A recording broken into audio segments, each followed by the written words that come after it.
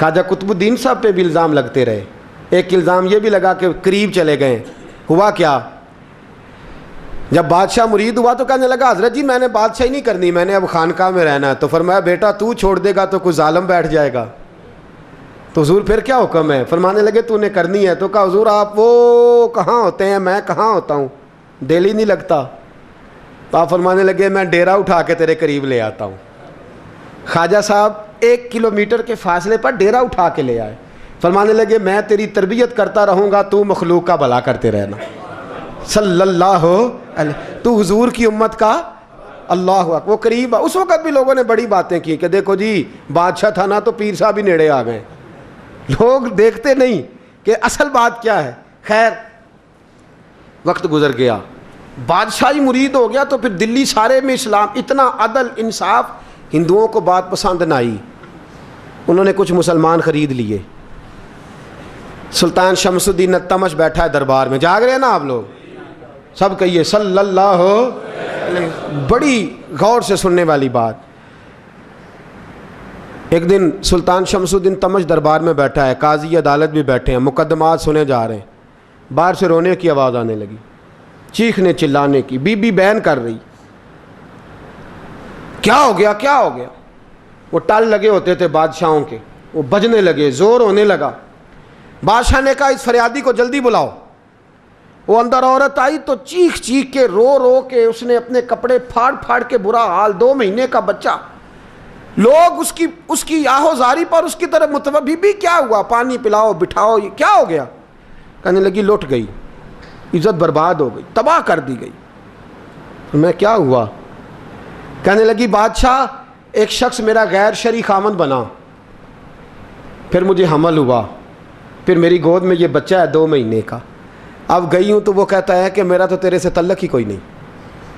بادشاہ کہنے لگے یہ سلطان شمس الدین تمش کی جگہ ہے, اور میں نے رسول اللہ صلی اللہ علیہ وسلم کے دین کے مطابق حکومت استوار کی ہے. کون ہے جو تیرے ساتھ؟ ابھی گردن نہ کاٹ دوں گا, بات کر کون ہے.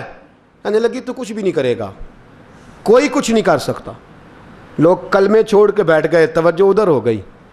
پراپوگنڈے بڑا اثر کرتے ہیں معاشرے پہ. رنگ ایسا عجیب ہے, انداز ایسا عجیب ہے. فرمایا بات تو کر. اس عورت کی آواز گونجی تو حالات ہی خراب ہو گئے. کہنے لگی بادشاہ حوصلہ پیدا کر سننے کا. کہا تو بات کر. کہنے لگی میرے گود میں جو بچہ ہے یہ قطب الدین بختیار کاکی کا ہے, یہ تیرے پیر کی ناجائز اولاد ہے. اٹھاؤ, پروفیسر سلیم چشتی نے PhD کی ہے, وہ لکھ رہے ہیں اس واقعے کو. تیرے پیر کا ناجائز بچہ ہے. ہاتھ کانپنے لگے بادشاہ کے. کہنے لگے یا اللہ کبھی تو قیامت برپا کر دے تو معاملہ ٹھیک ہو جائے, میں تیری زبان کھینچ دوں گا تیری گر. تو نے بات کیسے کی؟ کہنے لگی میں نے کہا تھا نا تیرے اندر حوصلہ نہیں, میری عزت تار تار ہو گئی اور تو پیر بچا رہا ہے. اللہ اکبر. سلطان شمس الدین تمش آسمان کی طرف دیکھ کے کہنے لگے مولا مجھ مجرم کو جس کی برکت سے اٹھا کے تو نے مسجد میں پہنچایا, آج مجھے تو نے کس امتحان میں ڈال دیا. یہ کیا رنگ تو نے زندگی کا بنایا ہے. کہنے لگی بلا اسے, اڑاب گردن. اللہ اکبر. خواجہ قطب الدین بختیار کاکی, ذرا اس جگہ پہ اپنے آپ کو کھڑا کر کے دیکھ میرے دوست.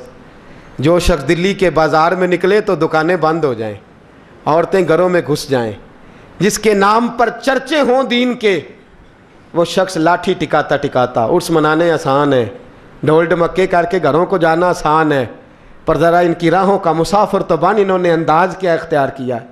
حضرت خواجہ قطب الدین بختیار کاکی, خبر پھیل گئی. اتنی شہرت پاکیزگی کی نہیں ہوئی تھی جتنی اس جرم کی ہوئی. لاٹھی ٹکاتے ٹکاتے جب پہنچے نا بادشاہ کے دربار میں, بادشاہ اٹھنے لگا, قاضی اٹھنے لگا, لوگ اٹھنے لگے, تو قطب الدین بختیار کاکی کی آنکھوں میں آنسو آئے. مانے لگے بیٹو بیٹھ جاؤ, آج میں پیر بن کے نہیں آیا, میں مجرم بن کے آیا. اور کہا میرے مالک کا انصاف بھی دیکھو, دلی کا پیر آج دلی کی عدالت میں اپنے نا کردہ جرم کی صفائی دینے آیا. بڑی لاٹھی پہ ٹیک لگائی. دلی کی گلیاں بھی روتی ہیں کہ یہ کیا رنگ, اللہ یہ تیرا کیا رنگ ہے. یہ تے میں گڈی تے ہاتھ ڈور سجن دے, ਉਹ ਜਿੰਜ ਰੱਖੇ ਉਂਝ ਰਹਿਣਾ, ਵਾਜਬ ਨਹੀਂ ਜੇ ਵਿੱਚ ਸ਼ਰੀਅਤ, ਮੰਦਾ ਖਸਮ ਨੂੰ ਕਹਿਣਾ, ਇਹ ਤਨ ਮੇਰਾ ਕੰਗੀ ਹੋਵੇ। ਮੈਂ ਜ਼ੁਲਫ ਸੱਜਣ ਦੀ ਵਾਵਾਂ, ਪੋਸ਼ ਮੇਰੇ ਦੀ ਜੁੱਤੀ ਬਣ ਜਾਏ, ਮੈਂ ਯਾਰ ਦੀ ਕਦਮੀ ਆਵਾਂ। ਮਾਰੋ ਮਾਰੋ ਮੈਨੂੰ ਮਾਰ ਮੁਕਾਓ, ਕੋਈ ਯੂਜ਼ਰ ਨਾ ਪੇਸ਼ ਲਿਆਵਾਂ, ਜੇ ਸੋਹਣਾ ਹੀ ਮੇਰੇ ਦੁੱਖ ਵਿੱਚ ਰਾਜ਼ੀ, ਜੇ ਸੋਹਣਾ ਹੀ ਮੇਰੇ ਦੁੱਖ ਵਿੱਚ ਰਾਜ਼ੀ, ਤੇ ਮੈਂ ਸੁੱਖ ਨੂੰ ਚੁੱਲ੍ਹੇ ਡਾਵਾਂ। ਪਰ ਯਾਰ ਫਰੀਦਾ ਜੇ ਕਦੀ ਮਿਲ ਪਏ ਸੋਹਣਾ, ਯਾਰ ਫਰੀਦਾ ਜੇ ਕਦੀ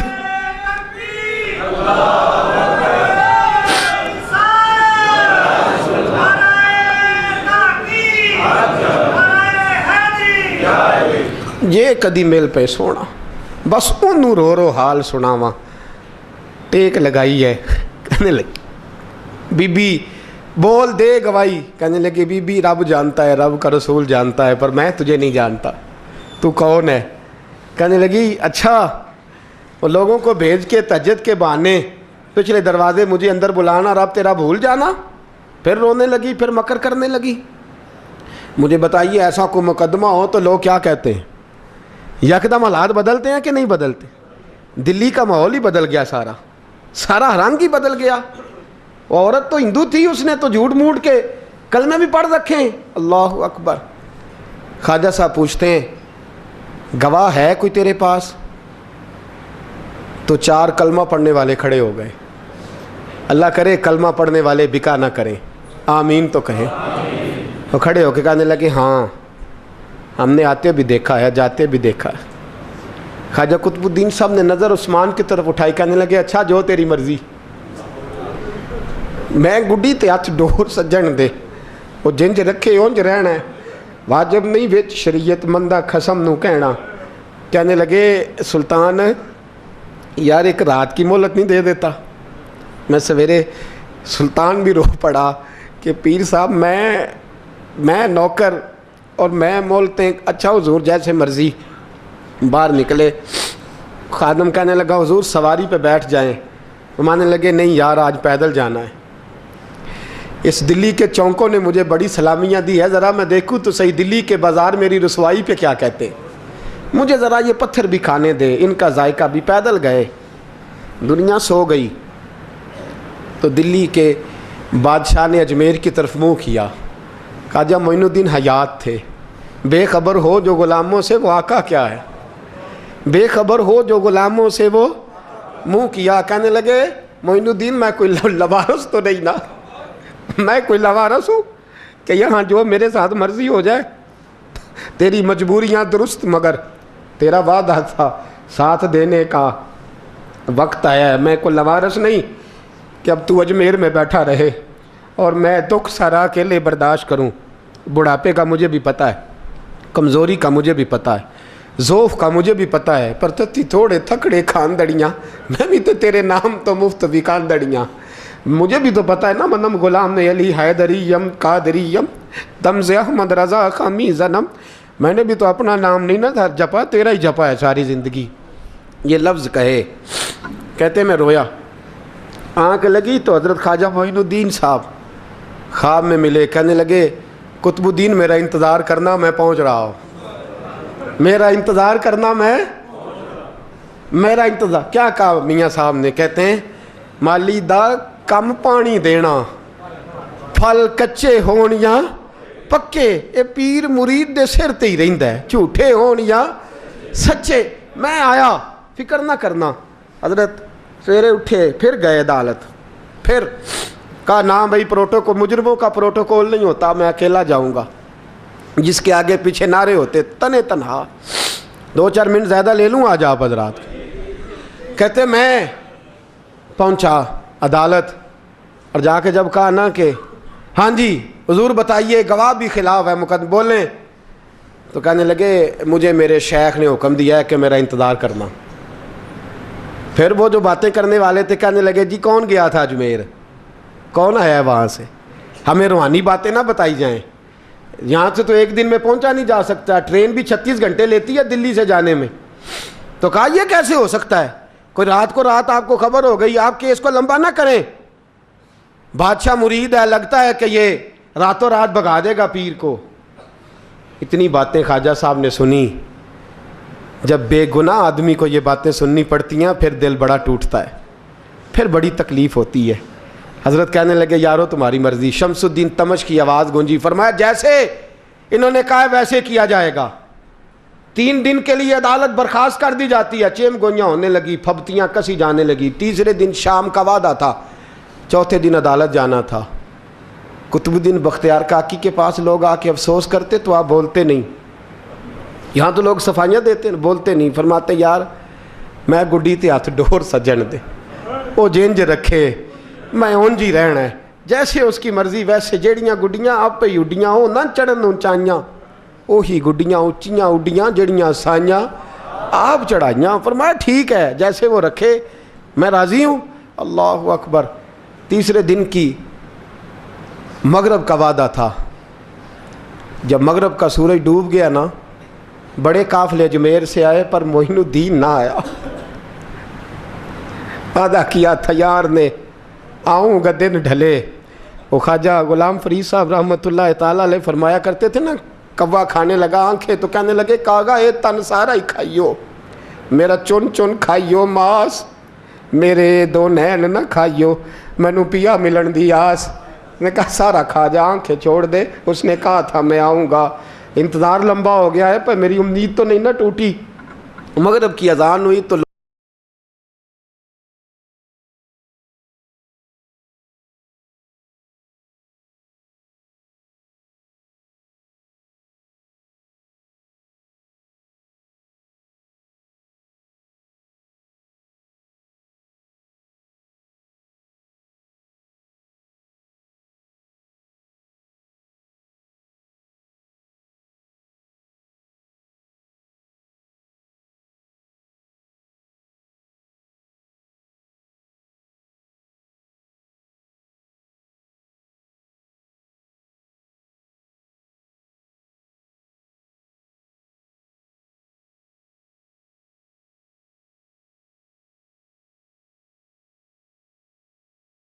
کا پیچھے ہٹ. تو زیادہ عزت والا ہے کہ یوسف زیادہ عزت والا تھا؟ تو زیادہ مقام والا ہے کہ عائشہ زیادہ مقام والی تھی؟ چپ کر, یہ کچھ صوفیاء کا طریقہ ہے, چپ کر. عرض کی حضور غلطی ہو گئی, میں پہلے نہیں رویا, تو ملا ہے تو رویا ہو. میں پہلے نہیں تڑپا, میں نے شکوا نہیں, تو ملا ہے. اپنا ہی کو ملے تو دکھ یاد آتے ہیں نا. فرمایا چپ کر, جا سلطان سے کہہ دے سویرے نماز کے بعد عدالت لگا دے. سویرے جب عدالت لگی نا تو خواجہ معین الدین صاحب بازو پکڑا خواجہ قطب صاحب کا, نکلے تو دیکھا لائنیں لگی ہیں, مجمع لگا ہے, آنکھوں میں آنسو آ گئے. کہا حضور آپ کیوں روتے ہیں؟ فرمایا میرا دل تھا لوگ میرے قطب کی شان دیکھنے آئے, یہ کتنے بدبخت ہیں, میرے قطب کی رسوائی دیکھنے آئے. کتنے نالائق ہیں, رسوائی دیکھنے اتنے آئے ہیں, شان دیکھنے آتے ہی نہیں. اللہ اکبر. جب میدان لگا خواجہ صاحب پہنچے, عورت کو کہنے لگی اللہ سے ڈر جا, وقت تھوڑا ہے, تو مر جائے گی. کہنے لگی مجھے داستانیں نہ سنائیں. قاضی صاحب سے کہنے لگے قاضی صاحب آپ حقیقت حال سے آگاہ ہیں, خیال کریں. کہنے لگے خواجہ صاحب دلیلیں نہ دیں, گواہ لائیں, واز نہ کریں. خواجہ صاحب رحمۃ اللہ علیہ کہنے لگے گواہوں کو بلاؤ. گواہ آئے تو خواجہ معین الدین صاحب نے نظر, تم ہو میرے کتب پر, میرے کتب کے جرم کے گواہ. ان کی زبانیں کانپنے لگیں, ہاتھ کانپنے لگے. میں بولتے کیوں نہیں؟ جب ان کی نظریں جھکی تو بادشاہ کہنے لگا اگر اب تم نے گواہی نہ دی تو تمہیں میں مجرم بنا کے 80 کوڑے ماروں گا. کہنے لگا جی دیکھا ہے, جی دیکھا ہے ہم نے تہجد کے وقت. جب سب گواہیاں پوری ہو گئیں, عورت بھی تڑپ رہی ہے, رو رہی ہے, 2 مہینے کا بچہ گود میں ہے. اب بولیے بولیے. علماء ظواہر بھی کھڑے ہیں, حسد کرنے والے جلنے والے بھی کھڑے ہیں, ہندو تو ویسے ہی تالیاں بجا رہے ہیں. اجمیر کا بوڑھا, اور یہ آخری پھیرا تھا خواجہ معین الدین کا دلی میں. اس کے بعد ظاہراً دوبارہ نہیں آئے. اٹھے لاٹھی ٹکاتے ٹکاتے, اور میدان کے اندر جا کے نا, بڑے میدان میں مجمع تھا, سر سجدے میں رکھا. کہنے لگے یا اللہ میں ہندوستان مرضی سے نہیں آیا, تیرے رسول کا بھیجا آیا ہوں. پھر اٹھے اور کہنے لگے مولا تیرے نبی کا فرمان ہے کہ میری امت کے علماء بنی اسرائیل کے نبیوں کی طرح ہوں گے. اگر یوسف کے لیے بچہ بول سکتا ہے تو میرے کتب کے لیے بھی بولنا چاہیے. اگر یوسف علیہ السلام کے لیے بول سکتا ہے تو میرا قطب الدین بھی سچا ہے. اس کے لیے پھر اٹھے, اس بی بی کی طرف بڑھے. لوگ کہنے لگے نہ جانے اب کیا ہوگا. جب اجمیر کے بادشاہ نے, عطا رسول نے, ہند الولی نے, امام الاولیاء نے کپڑا کھینچا اور کہنے لگے وہ بچے تو جانتا ہے نا تیرا باپ کون ہے, 2 مہینے کا بچہ. جب نانا بولا تو بی بی کہنے لگی اب کیا کر رہے ہو, بچے بھی کبھی بولے ہیں. میں بی بی چپ کر, ان اللہ علی کل شیء قدیر, میں کمزور رب کا ماننے والا نہیں, قدرتوں والے رب کا ماننے والا ہوں. وہ چاہے تو بچے بھی بولتے ہیں. قرآن کہتا ہے حضرت عیسیٰ بولے تھے انی عبداللہ آتانی الکتاب. مریم بھی تو ولی اللہ تھی, وہ نبی تو نہیں تھی.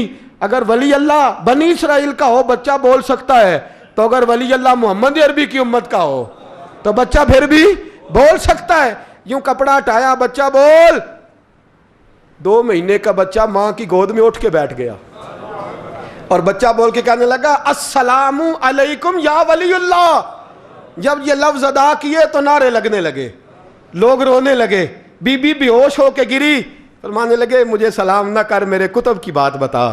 کہنے لگا قسم ہے اللہ کی عزت کی, وہ سامنے مجمع جو سردار بیٹھا ہے وہ میرا باپ ہے.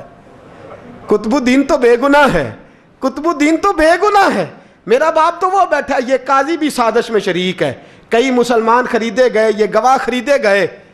جب گواہی ہو گئی, بچہ یہ لفظ کہہ کے اللہ اکبر کہتا ہوا پھر چپ کر گیا. خواجہ قطب الدین صاحب کا بازو پکڑا, خواجہ معین الدین صاحب نے مجمع سے باہر نکلے. لوگ کہنے لگے حضور آپ کچھ بولتے نہیں. فرمانے لگے جس نے بولنا تھا وہ بول چکا ہے, جس نے بولنا تھا وہ جو جادو وہ جو سر چڑھ کے بولے. فرمایا تم نے افواہوں پہ نظر رکھی اور میں نے اللہ کی قدرت پہ نظر رکھی. تم نے اس کے کردار کو جھنجھوڑا اور میں نے اس کے کردار کو تعمیر کیا. حضرت سلطان شمس الدین تمش بھی پیچھے دوڑے, کہا حضور کہاں لے جا رہے ہو. فرمایا کتب میرا ہے, میں جمائر ساتھ لے کے جا رہا ہوں. اب میں نے اپنا بچہ تمہارے سپرد, اب میرے پاس رہے گا. تم نے ستایا میری اولاد کو, اب یہ میرے پاس رہے گا, میں نے نہیں تمہیں دینا. لوگ راہیں بچھا کے, نظریں بچھا کے بیٹھ گئے, پاؤں میں گر گئے. کہنے لگے حضور ہمارے لیے نہیں, رسول اللہ کے دین کے لیے, ہمارے لیے نہیں, تعمیر شریعت کے لیے, ادائے سنت کے لیے چھوڑ جائیے. خواجہ صاحب کہنے لگے قطب الدین جا, تجھے چھوڑ کے جاتا ہوں, اب قیامت تک کوئی تیری رسوائی کی جرت نہیں کر سکے گا. عزیز یاد رکھ, نہ افواہوں پہ لگا کریں, نہ کسی برادری, کسی قوم, کسی شخص کے بارے میں ایسی باتیں. یہاں تو لوگ گھڑ گھڑ کے چیزیں لاتے, گھڑ گھڑ کے چیزیں لاتے, اور جن کی ہیں ان کے پاس بڑے دلائل ہیں اپنی صفائی پیش کرنے کے لیے. جو غربا مساکین ہوتے ہیں وہ بیچارے اپنی عزت پر لگا ہوا داغ دھو بھی نہیں پاتے. ہم بڑا لوگوں پر دھبا لگا کے ثابت کر گزرتے ہیں اور پھر صدیاں گزر جاتی ہیں. تیری میری غربت نے کیا مجھ کو زمانے میں بدنام, تیری دولت نے تیرے عیب چھپا رکھے ہیں. اللہ کا قرآن کہتا ہے جب خبر پہنچے تو تحقیق کر, خیال کر, اس کے بعد پھر آگے اس کو بیان کر. اللہ ہمیں سمجھنے کی توفیق دے. آخر دعوان ان الحمدللہ.